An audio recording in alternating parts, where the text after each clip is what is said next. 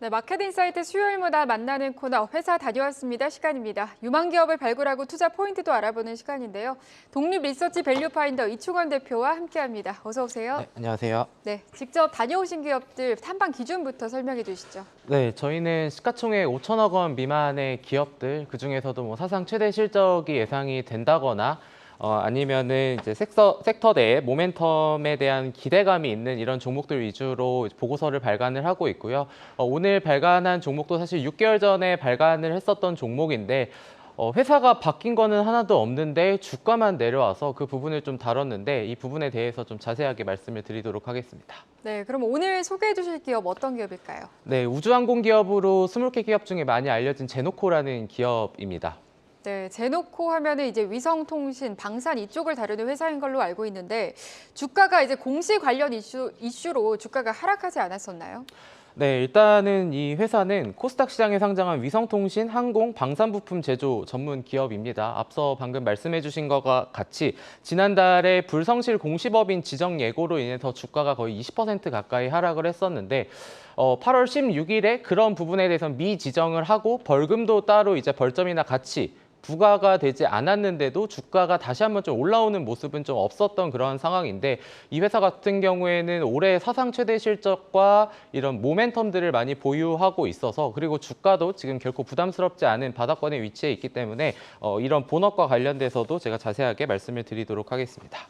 네, 그렇다면 지금 제노코 주가 추이 벼다가 지금 통시지 나와 있는데 지금 불성실 공시법인이 지정 예고가 된 이후로 지금 주가가 계속 하락을 하고 있거든요. 관련해서 좀 자세하게 짚어주시죠. 사실 어제 종가까지만 하더라도 이 회사가 2021년도에 상장한 이래로 가장 낮은 가격에 위치해 있었던 만큼 시장에서 많은 관심을 받지 못했었습니다. 이 회사 같은 경우에는 뭐 위성 탑재체 핵심 부품 아니면 위성 지상국, 항공 전자장비 이런 것들을 생산을 하고 있는데 상반기 실적 같은 경우에는 초소형 저궤도 위성 플랫폼 사업 손실 예상에 따른 충당금과 그리고 이제 원재료 평가 손실로 인해서 전년 대비 실적이 감소를 했습니다. 그런 부분들까지도 시장에서는 이 회사가 뭔가 우주항공에서 흑자를 내는 기업이긴 하지만 실적에 대한 성장이 지금 돼 있지 않구나라는 이런 인식을 좀 줬었던 것 같은데 근데 이런 방금 말씀드린 손실 같은 경우에는 이게 실제로 손실이 난 게 아니라 회계적인 손실을 사전에 이런 반영을 한 거기 때문에 그런 부분에 대해서는 실제로 손실이 난 건 아니다라고 좀 보시면 좋을 것 같고 그리고 이 회사가 하반기에 기대가 될 만한 모멘텀들은 초소형 저궤도 위성 사업에 대한 진출 전망과 그리고 글로벌 탑티어의 기업들과의 이런 지금 NDA가 체결되어 있는 부분 그리고 방산 부문에 대한 이연 수주를 수익으로 인식하게 되면은 좀 긍정적인 모습을 좀 더 보여주지 않을까라고 좀 보시면 될 것 같습니다. 네, 그러면 지금 말씀해 주신 거를 좀 종합을 해보면 올해 실적은 그럼 좋아지겠네요, 확실히. 네, 올해는 뭐 2021년도에 상장을 하긴 했지만 창사 이래 사상 최대 실적을 달성할 거라고 좀 보시면 될 것 같습니다. 네, 알겠습니다. 그러면은 우주 개발 정책 수혜에 대한 모멘텀도 있는 것 같던데 정부가 이제 관련 예산을 확정을 했더라고요. 이 수혜도 제노코도 지속적으로 받을 수 있다는 전망이 나오고 있는 건가요? 네, 사실 이게 방산 쪽이나 이런 쪽에 있는 산업들은 가장 중요한 게 산업의 성장도 중요하겠지만 국가에서 정책을 어떻게 하느냐에 따라서 가장 큰 영향을 받기도 하는데요. 과학기술정보통신부는 지난해 세계 우주산업 시장 규모가 거의 4,200억 달러에 달한다라고 좀 발표를 했습니다. 그리고 2022년도 우주개발진흥 시행 계획을 통해서 약 7천억 원 규모의 사업 예산을 확정을 했고 그리고 벌써 1년이라는 시간이 지났지만 지난해 6월에는 한국형 발사체인 누리호 2차가 시험 발사에 성공을 하기도 했습니다. 근데 지금 우리나라의 발사체 발사 횟수는 1회밖에 되지 않는데요. 이게 우주 강국들에 비하면 굉장히 적은 수치다라고 좀 보시면 좋을 것 같은데 일단은 한국이 한 건이었는데 중국이 64건, 러시아가 21건, 미국은 87건에 달하고요.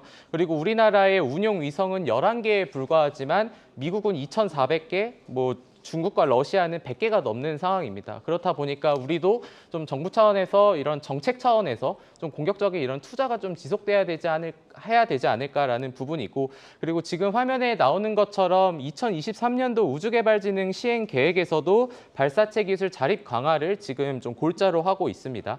2027년까지 270억 원의 가재비를 투입해서 누리호의 2단 엔진을 1단으로 활용하는 이런 고성능 상단 엔진 개발이 목적인데 그렇게 되면은 초소형 위성 시장이 확대가 될 거고 그럼 그게 이 회사에 어떠한 수혜가 있냐를 살펴보자면은 동사는 위성 탑재체의 핵심 부품을 국내 최초로 국산화한 기업입니다. 그러다 보니까 이런 발사체나 위성 개발 정책에 따른 수혜가 동사는 충분히 받을 수 있다. 이런 거를 좀 투자 포인트로 보시면 될 것 같습니다.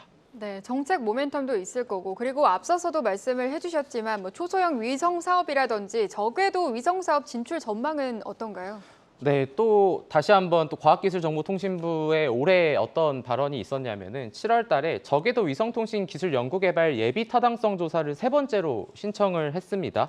285조 원에 달하는 이런 저궤도 위성통신 시장 규모와 스페이스X의 국내 시장 진출이 예상이 되는 가운데 기술 획득 지연으로 국내 기업의 글로벌 진출이 어려워질 수 있기 때문입니다. 왜냐하면은 이런 것들은 굉장히 총각을 다투고 그리고 기술 진입 장벽이 굉장히 높은 거기 때문에 정부 차원에서 굉장히 많은 투자를 선제적으로 집행을 해야 나중에 시간이 지나서 우리가 이 산업에서 강국이 될 수 있다. 이러한 느낌으로 좀 보시면 되는데 근데 2021년과 2023년 올해 1월 두 번의 예비 타당성 조사에서 모두 탈락을 했습니다. 이게 사실 굉장히 아쉬운 부분인데 지금 스페이스X나 원앱 같은 글로벌 위성통신 업체들은 경쟁을 굉장히 많이 하고 있는 상황에서 이런 정부와 관련된 집행이 지금 좀 되지 않고 있다라는 부분은 좀 아쉬운 부분인데 어쨌든 동사 같은 경우에 이런 예비 타당성이 통과가 된다라면은 이미 주요 고객사인 하나 시스템하고 지금 초소형 위성 사업을 진행을 하고 있다라는 점이 아마 시장에서 좀 부각이 되지 않을까. 그리고 아까 말씀드린 위성 탑재체에 대한 이런 기술을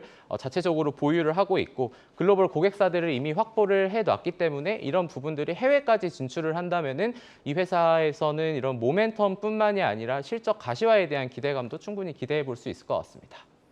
네, 그렇다면 마지막으로 이제 제노코에 좀 주목할 투자 포인트라든지 투자 전략 짚어주시죠. 네, 결국에는 국내뿐만이 아니라 해외 쪽으로 어떻게 더 이 회사가 더 이렇게 발전을 할 수 있을 것인가에 대한 부분도 좀 봐야 되는데 올해 항공사업부 협력사 추가 등록과 수주 본격화도 기대가 됩니다. 이미 글로벌 탑티어 고객사 A와 NDA를 체결을 했고요.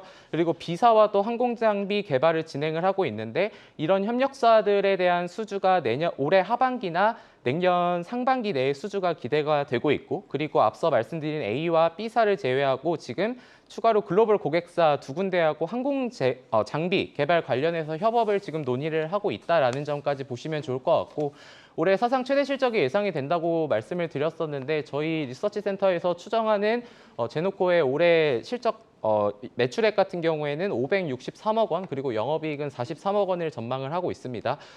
마지막으로 그리고 이런 우주항공 같은 경우에서는 사실 밸류에이션을 산출하기가 굉장히 힘든데 그래서 사실 증권가에서 제노코에 대한 보고서가 많이 나오는 이유도 흑자를 계속해서 기록을 하고 있기 때문이거든요. 그러한 것을 발판으로 계속해서 국내에 머무르지 않고 해외 쪽으로 이렇게 영역을 넓혀가는 제노코에 대한 부분은 좀 긍정적으로 보셔도 될 것 같다. 이렇게 정리하도록 하겠습니다. 네, 알겠습니다. 회사 다녀왔습니다. 오늘은 제노코에 대해서 얘기 나눠봤습니다.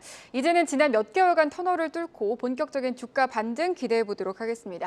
독립 리서치 밸류파인더 이충원 대표와 함께했습니다. 오늘 말씀 고맙습니다. 감사합니다.